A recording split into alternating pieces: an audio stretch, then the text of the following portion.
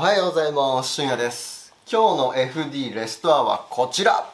ハンダを使って車のへこみを直していきたいと思います。ヤフオク100万円で買ってきた RX7。右側のサイドステップが大きくへこんでいました。縁石にぶつけてへこんでしまったような感じです。直弱を当ててみると、3センチぐらいかな。結構へこんでる。反対側のステップはへこんでいないので、見比べてみるとかなり形状が違います。こっちも直弱を当てるとこんな感じ。へこみはないです。ということで今回はサイドステップを板金してサフェーサーを入れるところまでやっていきたいと思います。それじゃあ作業スタートです。それじゃあまずは塗装の剥離から。前回ガスバーナーで炙ってのみで削りながら塗装を剥がしたんですけども、まだ塗装が結構残ってるんで、塗装残ってるとハンダつけたりとか何も作業できないからペーパーで削っていきます。ペーパーの番手は80番シングルポリッシャーでガーッと削り落としたいと思います。今全体的にボディがグレーな状態になってると思うんですけど、これは純正のカチオン電着っていう防製塗装が塗られている状態です。この防製塗装を剥がすと下に見えてくるのが鉄板だけど、実はこれ亜鉛メッキが塗られていて、このメッキも剥がしてあげないとハンダの付きがものすごく悪いです。溶接する時もこの亜鉛メッキが邪魔してきます。ペーパーで削ったぐらいじゃ亜鉛メッキは取れてくれないので、ハンダをつけて作業する場所はベルトサンダーを使ってしっかりと鉄板の地金を出していきます。今回使用していく道具はこちら。ハンダとハンダゴテ、そしてワッシャー、四角いやつとかあと丸いやつとか、これをここにハンダでくっつけて引っ張って形を作っていきたいと思います。ジムニーの時にやったハンダ板金ですね、それを今回 FD でもやりたいと思います。こっちはベルトサンダーで鉄板出したんで、こっちのワッシャー、これねメッキかかってるからここ削ります。ハンダの付きがいいようにフラックス塗っていきます。こっちのワッシャーにも塗っておく。これ塗っとくとね全然ハンダの付きが違います。今回使うハンダがヤニ入りじゃない板金用のハンダなんで、こういうフラックスをね塗っておかないとダメなんです。普通の模型用のやつだとねヤニが入ってるから付きがいいんですけど、ただちょっとハンダの硬さが弱いというか、気持ち的な問題なんですけど、模型用のやつだとね若干弱いんですよね。でこれで外側からいくか。まずは鉄板をしっかりと温めます。そしてハンダを塗っていく。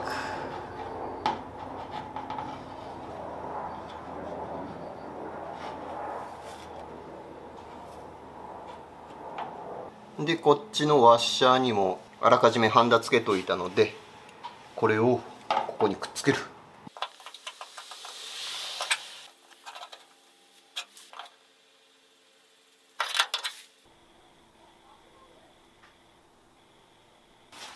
よっしゃ、これで準備完了。この上側の折れてる部分がちょっと硬いからここ叩きながら、それじゃ引っ張っていきます。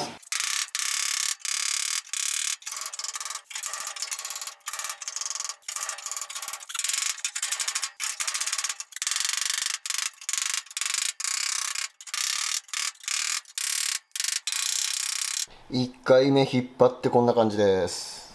この上の列だけ引っ張りました。横から見てもだいぶ出たよね。でこの辺ちょっと叩いて、でこっち側引っ張ってをやったんで、次下ですね。ここの下のラインも出せば真ん中がもう少しこう出てくるから、で最後真ん中引っ張って調整するみたいな、そんな感じでやっていきます。やっぱりハンダでも全然引っ張れるね。問題はねこのハンダをつける手間だね。これがもう少し簡単にくっつけれればね、もっと楽でいい作業方法だと思うんですけどね。鉄板が裏焼けすることもないし、穴が開くこともないし、いらなくなったハンダはこうやってハンダゴテで簡単に落とせるし。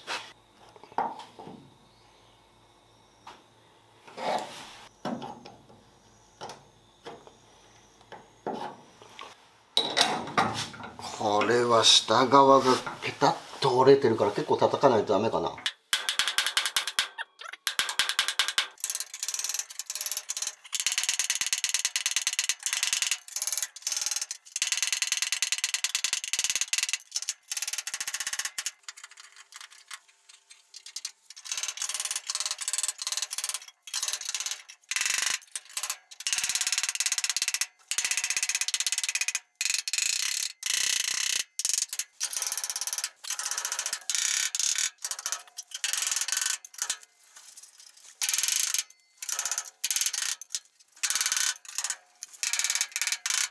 荒出しというかもうこのぐらいが限界。この辺がねちょっと硬くて、ここが耳折れてるし、下側にもプレスがいて結構ここが硬くて出てこないです。でもだいぶ出すことができました。横から見るとこんな感じ。まだちょっとデコボコひどいけど、このぐらいで勘弁してください。スケールを当ててみると、ほらだいぶ出たでしょ。ちょっと真ん中出過ぎな感じかな。このぐらい。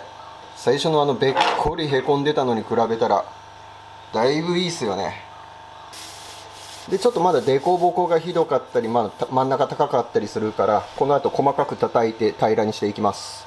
道具はこれ、ヤスリハンマー、新しく買いました。ヤスリを折り曲げたやつなんですけど、この表面がデコボコしているから鉄板が伸びずにこう絞りながら平らに叩いていくことができるっていう、ちょっと画期的なアイテムです。これでもう少しここをきれいにならしていきます。この後パテ付けするから、パテつける時に鉄板が高いとまた叩いてへこませなきゃいけないから、若干低めに仕上げます。今この段階でちょっと高すぎる場所をさ叩いてへこませる。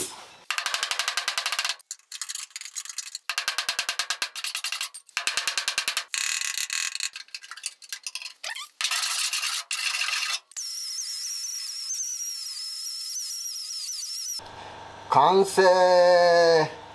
だいぶ良くなったよね。まだちょっとへこんでたりはするけど、あとはパテでいけるぐらいまでは持ってきたので、これで OK としたいと思います。下側から見るとこんな感じ。続いてサイドシルのこの耳、ジャッキアップポイントですね。これがめくれ上がっちゃってるんで、叩いてきれいにしていきたいと思います。後ろ側がこんな感じで、ずーっと来て前側もこんな感じ。めくれ上がってるところはこうペンチとかで一回起こしてあげないと、このまま叩くとさ逆側に潰れちゃうんですよね。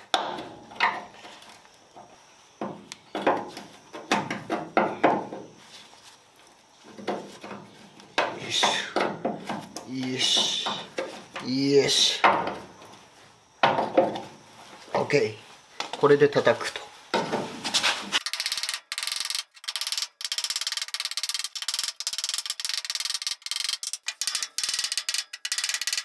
硬てー、すげえ耳硬てー。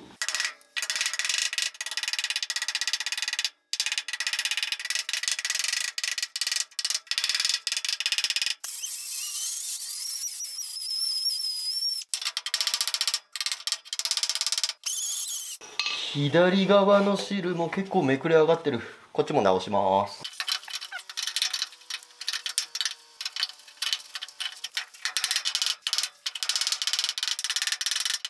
ワイヤーブラシで塗装を剥離していきます。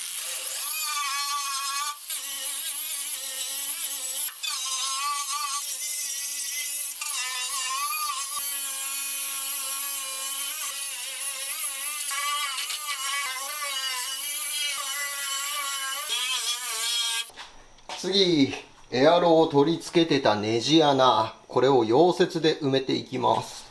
うちのかみさんがどんなエアロをつけるかわからないんで、このネジ穴を使うか使わないかもわからない。だから一回埋めてしまいます。同じ場所にネジ立てれるかどうかもわからないしね、取り付けが若干ずれるかもしれないし、一回穴埋めしてまっさらな状態にします。で、タッピングビスで取り付けしてあったんで、鉄板引っ張られて、こんな感じでね、ネジ穴が出っ張っちゃった状態になってるんで、ハンマーで少しへこませて、で、溶接で埋めて、穴を塞いでいきたいと思います。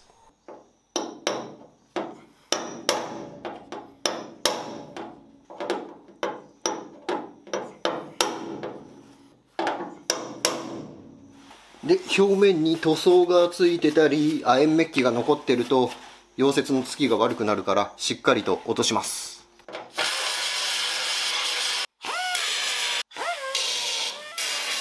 でこれから溶接していくんで、溶接面カメラにかぶせます。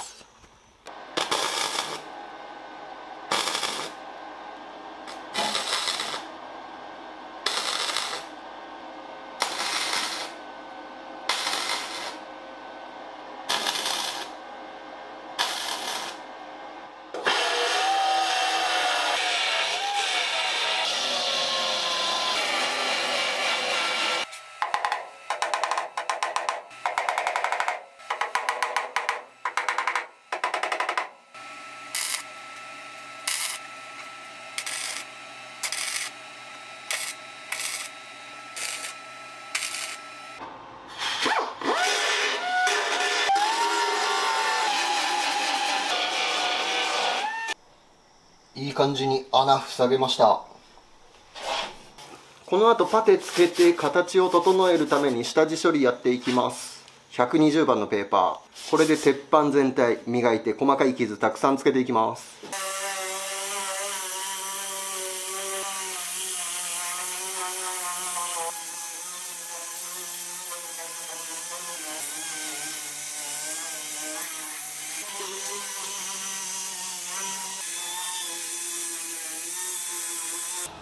洗剤で洗っていきます。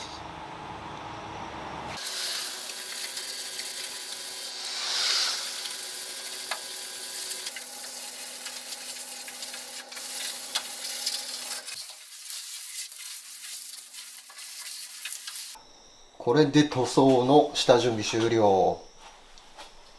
ダブルアクションの細かい複雑な目がたくさんついてます。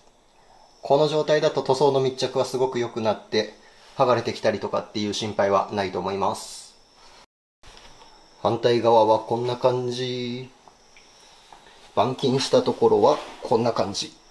よし、そしたら水洗いして、もう鉄板がね、どんどん錆が進行しようとしてる最中だから、錆びないうちにプライマー塗っていきます。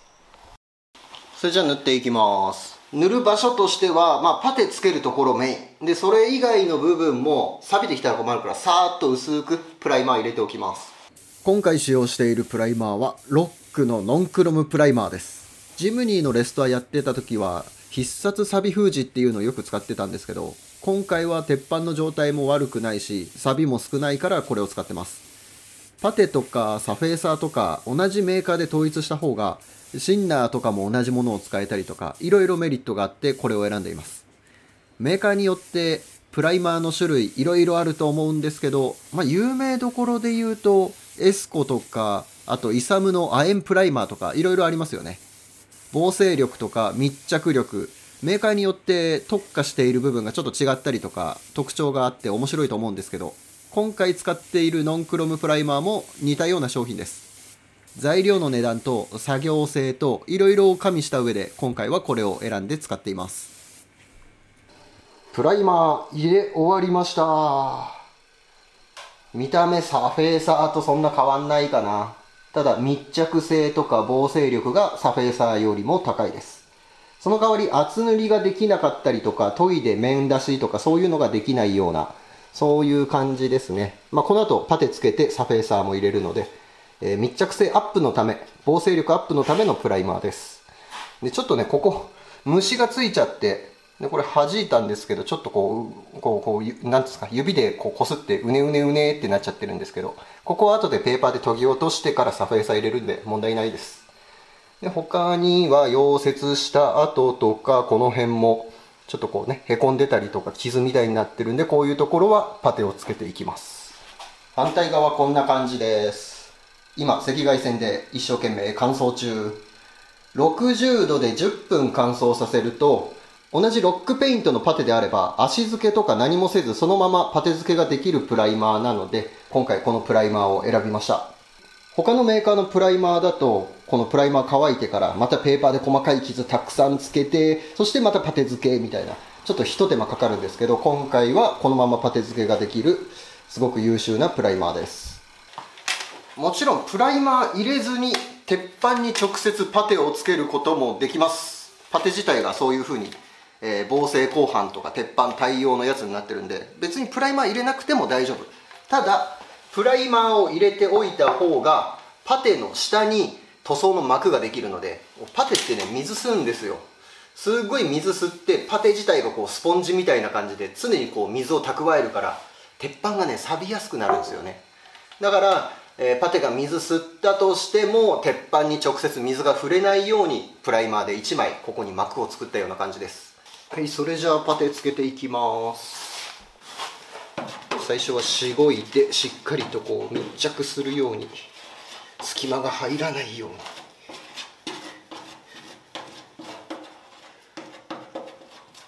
特にここデコボコしてるからさ、パテの密着が悪くて剥がれてくることもあるからね。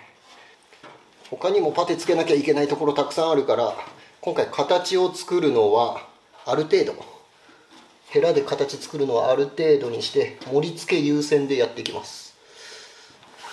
じゃないとパテが固まっちゃう。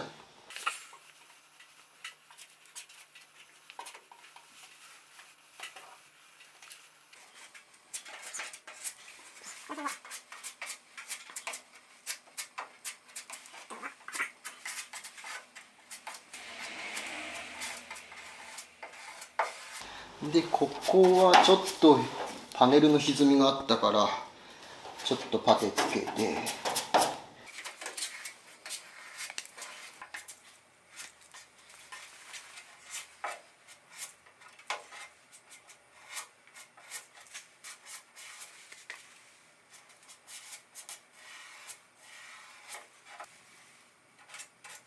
はい、少し動画は進んで、パテつけて赤外線で乾燥させて、もう硬化も終わって、あとは研いで形を作るところまで来ています。多分こっちの左側の汁はへこみがそんなひどくなかったから、研いだら一発で形が決まると思います。右側がちょっとネックで、まあでもこの辺は全然問題なく形出ると思うんですけど、やっぱこの汁の下側ね、ここがへこみひどくて、多分一発では形出ないと思うんで、これ研いでもう一回仕上げのパテ入れて2回かな。2回で出ればいい方かな。下手したら3回やらなきゃいけないかもしれないんですけど、まあ、頑張って研いで形を作っていきます。で、こっち側の形状は左側の汁を見ながら同じような感じになるように研いで形作ります。最終的にこのボディのここが見えるのか見えないのかわからないし、ここまでカバーされるサイドステップなのか、それともなんかこの辺だけつくような、ちっちゃいサイドステップみたいなパターンもあり得るかもしれないので、しっかりと形は作って、後々どういうステップがついても対策できるように直していきたいと思います。あ、パテつけ忘れてる。ここ溶接で穴埋めしたところ。これ後でもう一回パテつけましょう。研ぎ方は基本手研ぎで、この当て板に120番のペーパー、基本これで作業やっていきます。で、場所によってはダブルアクションで大雑把に削ってからこっちでまた手研ぎでやったりとか、最終的な仕上げは手研ぎですね。形作るのは手研ぎ。まずは時間のかかりそうなこのへこんでた部分から。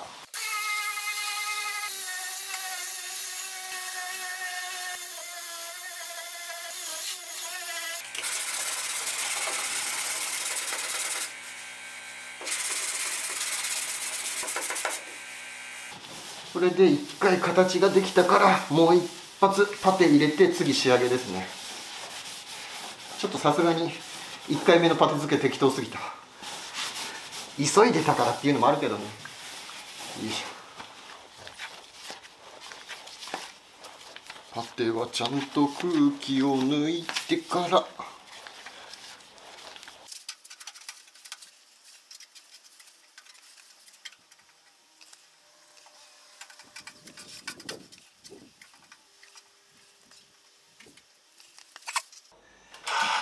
で、赤外線で炙っている間に他の部分を研いでいきましょう。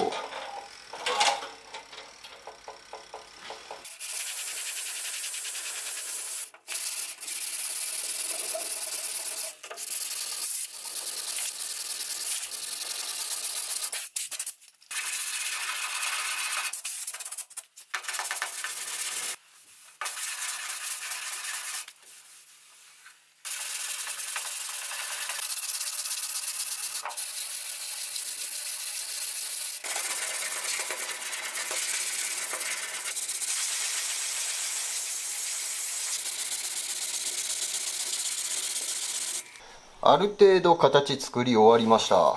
差し金を当てるとちょっと真ん中が高いような感じ。わざと真ん中を高くしてます。上から見るとこういう感じですね。ラウンドしたような。ラウンドしつつこっち来てこう来るみたいな、ちょっと複雑な形状。反対側がそういうような形になってるんで、真ん中が高くてこうラウンドした形状。上から見るとこういう感じ。若干ここ膨らんでるんですよ。だから純正と同じ形になるように調整しました。で、形はできたものの、まだピンホールとか巣穴、あと引け、こうパテがついてないところとかがまだ残ってるので、3回目薄くこのピンホール埋めるためにパテつけていきます。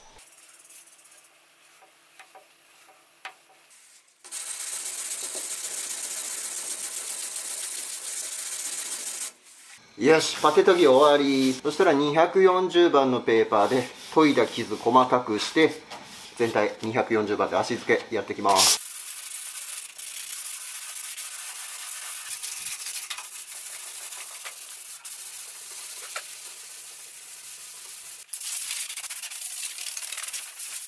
はい、ということで研ぎが終わりました。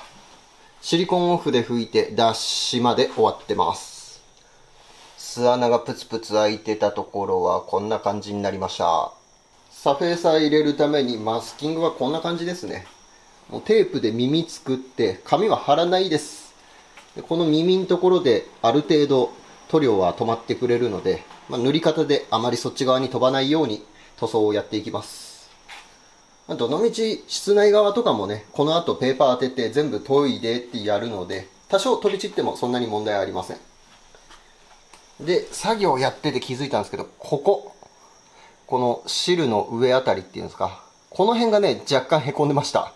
全然気づかなかったんですけど、ここにへこみがあったんですけど、このプライマーが、中途半端な感じになっちゃってる部分だったんで、今回ここはパテつけないでこのままいきます。サフェーサーで一回蓋をして、で、リアフェンダー作業をやるときに、ここパテつけてもう一回、形整えたいと思います。じゃないとパテ水吸って鉄板腐ってきたら嫌なんで、一回このサフェーサーで蓋をするような感じでやっておきます。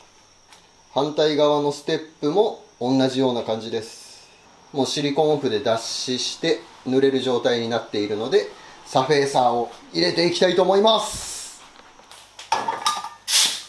さあ皆様大変長らくお待たせいたしました。塗装の時間でございます。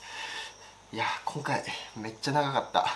結構板金時間かかった。ステップ両側だからね、それなりにパテつける面積もあったし、でもやっと塗装だね。はい、それではこの長かった下地処理から解放された気持ちを込めて、それでは皆さんご一緒に塗装タイム行ってみよう。塗装ミストで汚れるから古いカメラに切り替えます。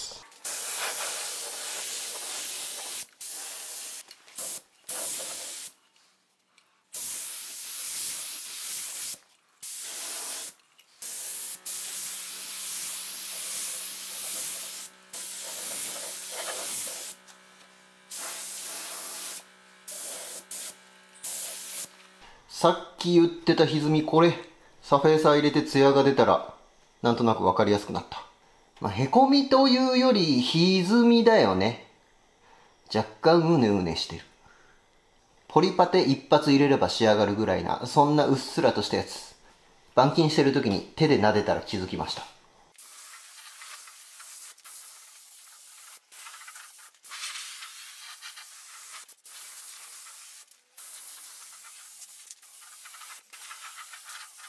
塗装終了。上手に塗れました。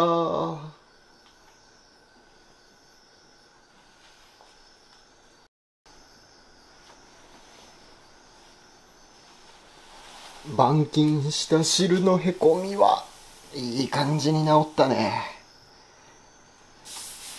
艶消しになっちゃったからちょっとラインが分かりにくいかもしれないですけど、ちゃんとへこみが戻ってます。